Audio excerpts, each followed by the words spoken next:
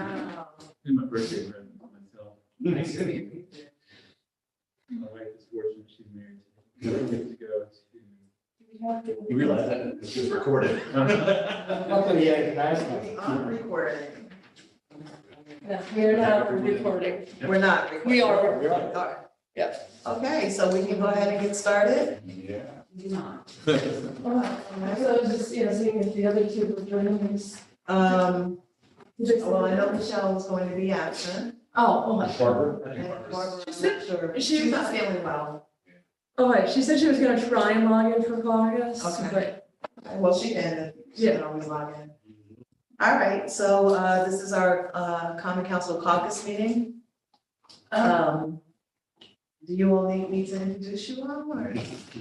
No? Still wheel. You know who you are? Last time I spoke to you. Okay. All right, so does everyone have their legislation list? All right, so my practice is to, whichever committee it came out of, we'll all give you the floor. And then we'll go from there. So looks like we're starting out with finance, right? So Rennie? Yeah. Whoever is leading should have that cup.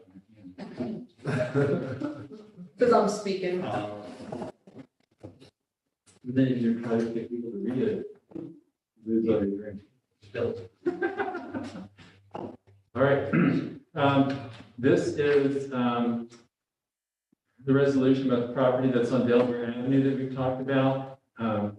We sent it back to committee to discuss it a little bit further, to make sure we were all absolutely comfortable with it. And at least 4 of us on the committee, were good with it. Basically, we had further discussion with Bartek. Does anybody have any questions? Anybody have any continuing reservations about it? Okay. Good. The general idea was it was the best deal that we could get for the city, and that we do need housing at all levels. And Bartek, if you don't mind, did say that, he did attempt to get affordable housing folks interested in purchasing it, but there was just no bites. It's too small, it's too few units for too large renovation cost. So, Okay. Next, resolution 213. Supporting the Clean Water, Clean Air, Green Jobs, Environment Bond Act of 2022. And I feel like I missed that. Actually, because the committee report is not signed on that. No, I always have to sign one in my office. It was signed. That was the first one Julie came to speak on. Yeah. Oh, that's the first? Yeah. Okay. All right, okay. All right, everybody good with that? We're just supporting it, so there's nothing really this current Yes. Supporting it. resolution. Okay. 214, this is the one that Barbara Hill brought to us, yes? Yes. Right. Proven participation in the Ulster County Housing Smart Communities Initiative. Also, that's just supporting her as well. She's one of the resolutions. Okay. So no financial arrangements to support support. Okay. No. Next one, is public safety. Yeah, I mean, Mike, I know what it's about, but that's what we approved yesterday. Right? Yeah, this was just, there was a business there and they just want to remove the 2-hour parking signs that are on Foxhall. Yeah. So one of my folk is that restaurant that's out of business now. And when they opened up, they had approached me about getting a 2-hour parking there. And as I keep on driving past there, I'm like, why is that 2-hour parking still there? When there's no business, so this is. So anyone know how long it's taking DPW to get out there to remove the signs and or install? Yeah, so do you have specific signs? Yeah, What happens is they have to get the resolution from us. So it goes to the mayor who signs it, then goes to Elisa's office, and then it goes to their office. Then they have to get called Dig Safety to get permission to do it. So it's not a quick turnaround, but if it's been a while, Rita, I would just reach out to. I mean, it's just, it was last month's public safety, where we asked for a, 2-hour parking at a business on Revere Street. Hasn't been that long, but I'm just noticing as I drive by here. I would check, 'cause sometimes things get lost, Yeah. so maybe just double check with them. I know, but there is it's not instant. It's not like you vote and then the next day, it does take a What was the while. last step you said before? Dig And safe. they safety, they have to get permission from, Oh, So okay. put a sign, not take one out. correct. Oh. 95% that that's correct, but you're talking about putting something. Yeah, but something, and, Yeah. yeah. But it should- it should- Kudos to Ed. I asked him to put up, it wasn't legislated, it's one of those no parking here at corner signs. And I think he had it in, within a week, it was up. Nice. So. Nice. Elisa, can you let Barbara in?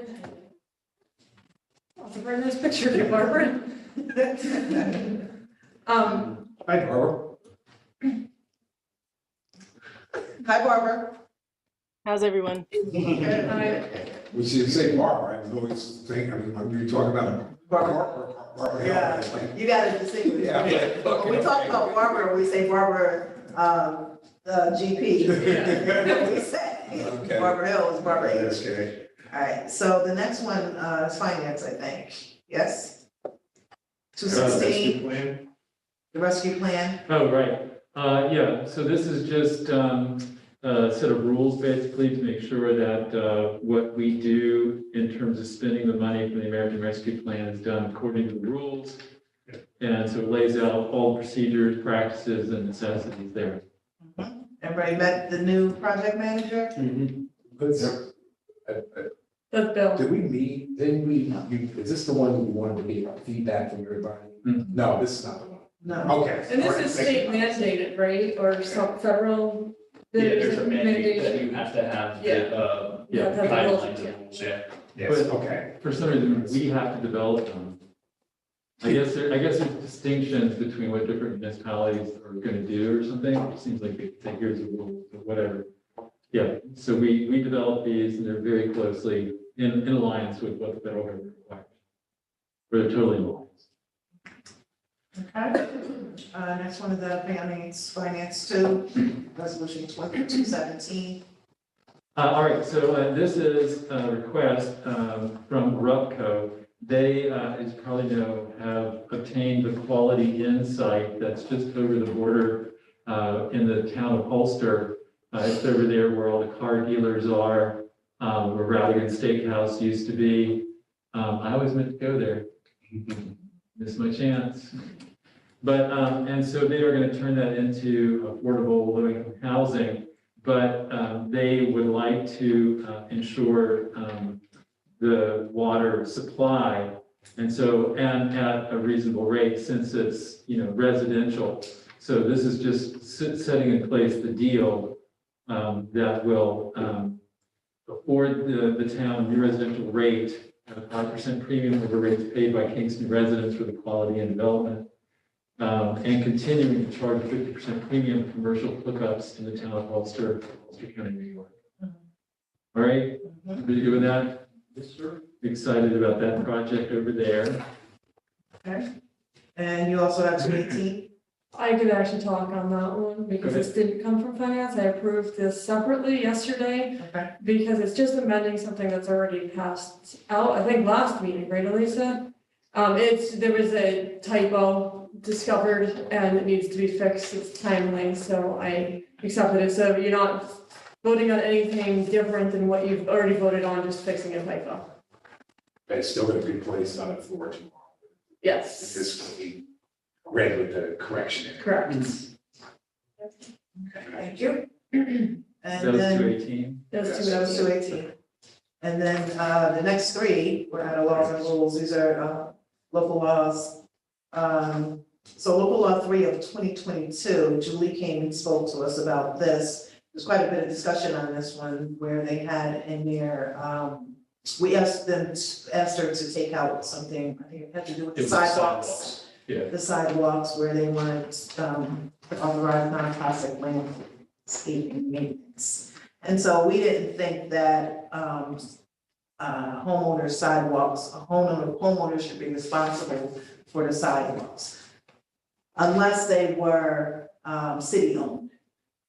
Then we said that's okay, but if you're a homeowner, you shouldn't have to be required to use non-toxic. We would like you to, but we didn't think that they should be required, nor did we want to have to, like, we'll talk about costs and fees and how much it's going to cost, and it was, and also, we also asked that the, penalty be removed. Right? Right, as I remember, that was the main issue, is we didn't want folks to get a ticket because of this issue, but we thought that it'd be better if there was an education program. Right. You know, so once the law comes out, I think it'd be great if the city, we may have to put some money to that in the Right. budget, but have the city send all property owners, you know, education, saying, here's what we prefer, here's why it's better. We also talked about the possibility, I think you raised it, Andrea, of buying some of the non-toxic stuff in bulk and then either reselling it or providing it to homeowners as a means of further encouraging them. Right. So I'm not sure who would be responsible for undertaking those two actions, but that's what we talked about. Yeah, because people don't necessarily like to be told what to do, Right. but, you know, so. Even doing though it- this is a good thing, Right, is, and then and people just don't like to be told what to do, and I'm probably one of those people. Yeah. You know, so just coming from it at a different angle, I think, you know, there were ideas, so I thought it was a really productive meeting. Yep. All right, any questions on that? This is the first reading, all three readings. Yeah, so just, I know you've only had a couple local laws, but, this year, but, you don't vote on the first reading. We just read it and wait until the next one. Yeah, the reason is because laws can be more difficult to repeal or amend. And so we kind of as a process, we hold on to them longer so that people can comment or have time to discuss and that sort of thing. Yeah. All right, local law number 4, court counsel came and talked to us about this. This had to do with expanding the installment plan eligibility for owner occupied properties. Yes, Rita? Yeah, Barbara, do you want to take this, or do you want me to? Barbara, Grace Bullard, hi Barbara Hill. RGP, Yeah. GP. Barbara GP. I'm happy to chime in, but I'm sure you can cover it. If there's anything else. I think everybody saw the email that Barbara GP sent out about a week ago, asking for this to be amended on the floor, saying that, you know, we might want to line this up a little bit better after talking with the assessor, Dan Baker. So right now it's 4 units. This, the suggestion is to take it to 3 units, just to make it consistent within our code. So that would have to be an amendment on the floor. So if you guys would like to do that, that's the process. If anybody wants to talk about that, or, Take it down to 3 units instead of 4? yeah. And this would happen at the next session? This would be do that before the first reading. I would scan the audience for one of you to raise your hands to motion to suspend the rules to change this, so that at least it could then read the proper one. 4 units. Yeah, 2, 3 2, units. 3. If you're all comfortable with that, then we should make a plan to, I don't know, Rita, do you want to make the motion? Yeah, motion to. Does anybody object to change it to 3? Just keep If it more it lines up consistent. with our code as it is now, then The distinction is between the homestead, the residential class of properties, and then the 4 and above, which are the commercial non-homestead category. And I mean, there's nothing wrong with including the 4, but it just seems like the goal that was discussed at the committee was really to focus on those residential properties and to keep people in their homes as opposed to that commercial class. I think that was more detailed than what I gave you, so thank you. Yeah, anyone who's not clear on the distinction between homestead and non-homestead, you're gonna get it in a flood when we start thinking about the budget in a week or 2. Have to wrap up. So Rita will make a motion to suspend the rules. Mhm. And then I'll call for the vote to suspend the rules, and then And then we'll, You have all of them, Lisa, right? So you could read the amendment. I made a note because I don't have it, but I'm glad you just said that, so I'll have it by Tuesday. So then I'll just ask you to read the new Yeah, one. no problem. That's very weird, because he's sitting there, I didn't see you. And it looked like Barbara was, Yes, I'm usually there. Now, will I need to, say why we're suspending rules, that we're changing it from 4 units down to 3 units, or just make? Yeah, you would motion to suspend the rules to make a change. I would call for the vote, since I would ask for a second, so somebody step up and second. And then we would take the vote I would take the vote for that, and then I would ask you, what would you What the like it to change? be? And then you were saying, the roof change from 4 units to 3. Yes. Yeah, and then I'd have at least, when we come back into session, I'll have at least read the current, or the one that you guys want, and then vote on that. Okay. Great. All right, and the last item, local law 5.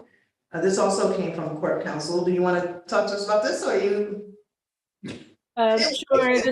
I think this was the updating the disorderly conduct. I don't have it right in front of me, but I think it's the 195-1. Is that right? Yeah. Yep. So yeah, this was to modernize and align it with what disorderly conduct, what's really actually been happening in terms of our disorderly conduct enforcement, and it just copies over New York penal law provisions instead of including things like being unemployed within the municipal boundaries or begging or those types of things that are currently in our code that we are cleaning up, hopefully. Yeah. Hopeful. That was in our code. From way There's- back in the day, but yeah. There's some surprising things in the Carl code and I went through it, there's some that are hysterical. about We're lifestyle. talking going back to like reconstruction. 1911. Yeah, it would be like. You cannot be a violent prostitution. Oh. You can be an uncommon prostitute. Yes, that's right, uncommon versus common. So who looked at these? Barbara. Okay. Yeah. I just, But no, you said. Well, yeah, Carl and I looked at them afterward, and it was just, It's indeed, yeah. but I mean, it's huge, so it's a huge task, so it's just like cleaning it kind of as we go. As So we I go. think that's what happened with court counsel's office, they Thank saw you. this, 1911. let's clean it up, so thank you for. And I'll just add that, as we're going through, and a lot of this was sort of sparked by the looking over the draft code for rezoning and trying to figure out a number of other administrative issues. This will be the first of many kind of cleanup efforts that comes out of my office. But you're right, unless we had an army of attorneys just looking at code reform, we can't do it all at once. Yeah. All right. Okay, thank you. And thank you all. And actually, I did say, I misspoke when I said we would vote on this, we wouldn't, it would just be the first reading on local law. And we start to make the And we change. would vote to make the change, but then wouldn't actually vote on it, so We just won't suspend the rules. We- vote to make the change, and then just do the reading, and then. And that's it. Okay. But just, on the All right. Fantastic. And we are going to adjourn. Yeah.